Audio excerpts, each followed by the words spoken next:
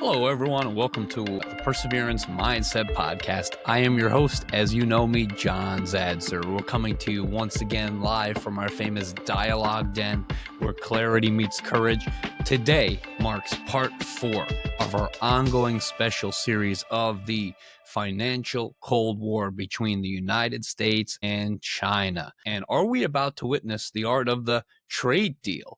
Now, we've taken you through the trenches. We've taken you through episode 1. We unpacked roots of the trade war, the tariffs, the tit for tats, the economic implications. Episode 2, we dissected the global ripple effects, especially the 90-day tariff pause that raised eyebrows across boardrooms and government halls, and most importantly, significant historic highs in the stock market.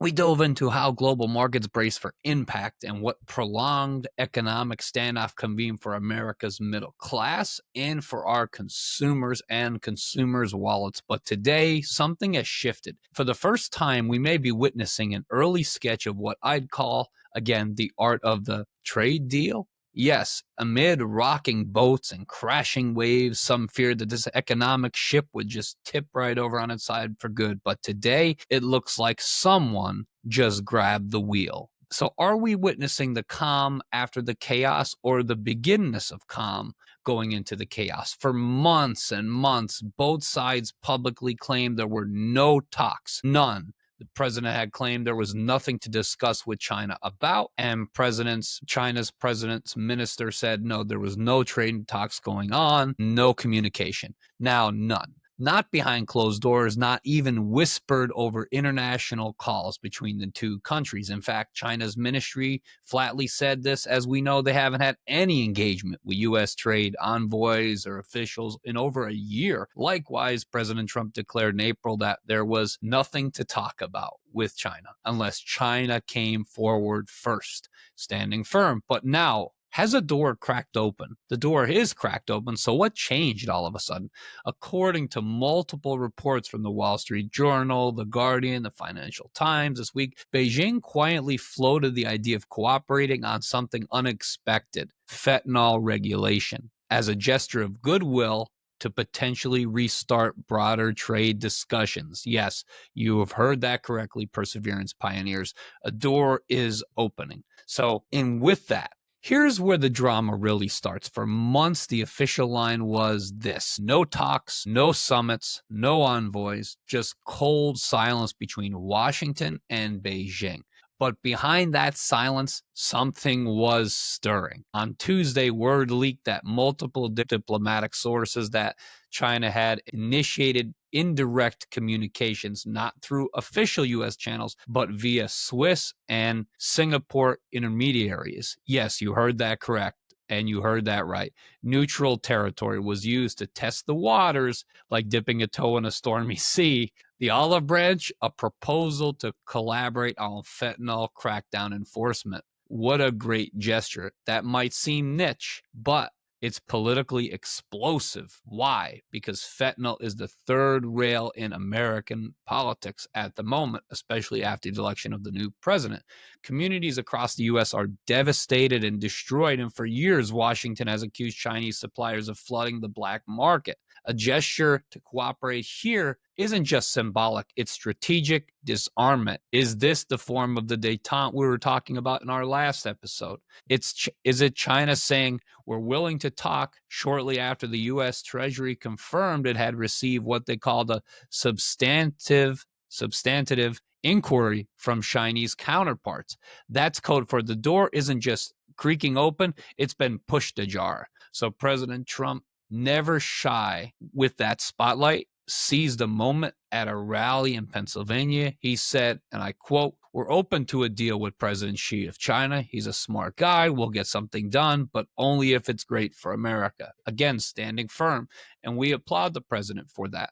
That's a sharp pivot from his stance in April when he basically had said China can take a hike. And again, is this all negotiating tactics? Is this all the art of the trade deal? We shall see. Now let's unpack the most fascinating part. Who moved first? This is a game of a global poker, a big game of global poker, which whole markets are dependent on. And in this case, China showed a card publicly. Beijing denies they reached out, but multiple sources from Financial Times to The Guardian confirm that China initiated the first move, quietly floating cooperation proposals through direct or indirect diplomatic lines. To all of our perseverance pioneers out there, I don't think we care less about who reached out first to try to get these deals and negotiations going. It's definitely an upper hand, but we just want to see something get done. We want to see something come to past this stalemate, past all this uncertainty, past this strained relationship. So let's ask, what spurred it? First, international economic strain. China's Q1 growth numbers fell short. Exports were down, and foreign companies began scaling back operation in Chinese cities. Second, Trump's tariff threat. Another round of sweeping tariffs was set to hit $100 billion in goods, everything from EVs to agricultural chemicals. Third, regional optics. Southeast Asian countries like Vietnam and Indonesia are quietly benefiting from this trade war, pulling investment away from China. Beijing knows it. They know it too well. They've run this table for years. So what did they do? They moved, but they moved strategically, quietly, with plausible deniability. This is the détente going on much more between the U.S. and China with all nations. Once the word got out, the U.S. jumped. Treasury Secretary Scott Bessent, known for his blunt style, confirmed a preliminary video call was held this past Wednesday between U.S. trade reps and Chinese economic ministers. The wheels are turning. And I quote, "We've identified points of alignment. There's room to move forward if they're serious about the discussion." That's a huge statement.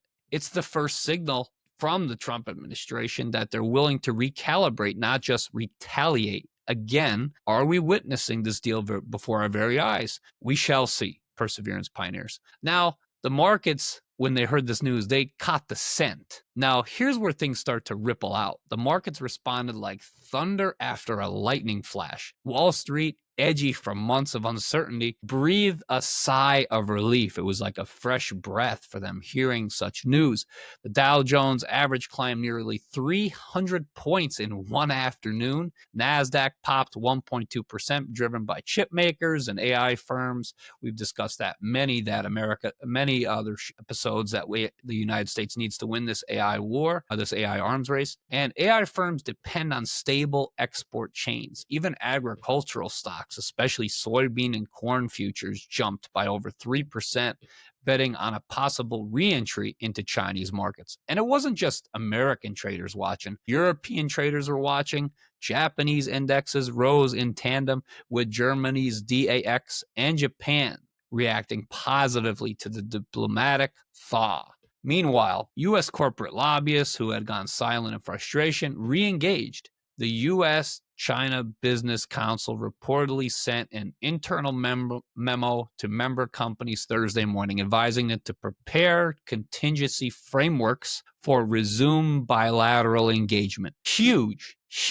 Translation of that, even corporate America thinks we're heading towards at least a phase one style revival of this relationship during this financial Cold War. That doesn't mean it's time to pop the champagne just yet, but it does mean the financial world, in a sense, smells something, caught a whiff of something in the air. And let's remember, money doesn't lie. With all this movement and transaction and certainty and uncertainty, everything could be heading towards the right direction. We shall see, or it could be going south. But let's remain positive and optimistic. So let's look ahead. If there is a art of the trade deal forming, what could it include, actually? Insiders say a potential phase one style reset is possible. So it could lead to tariff reductions on strategic sectors, likely the ones we had already phased in. Fentanyl export control by China in exchange for public praise or tech tariff relief. Market access concessions, allowing those U.S. products to operate in China without forced joint ventures.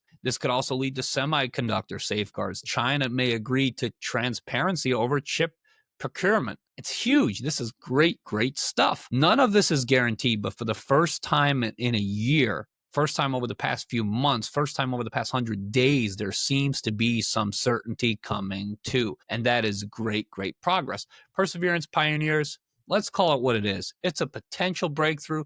No handshakes have been made. No pens have hit the paper yet, but the silence is at least over. And let's get past that. Let's put some things into action. Let's see those deals start to come on out. And for the global economy, that's been holding its breath. This week might just mark the first real inhale in a long time. So perseverance pioneers, as always, stay sharp, stay watchful, and never forget, true progress starts when people decide to engage, discuss, and work together. We'll keep tracking this financial Cold War for all of our listeners, all of our pioneers out there, because it's not just about GDP. It's about the future of a free world, our economy, and our daily American life. So until next time, from all of us here at the Perseverance Mindset Podcast, coming to you live from our famous dialogue den, stay curious, stay committed, and never stop persevering. Have a great one.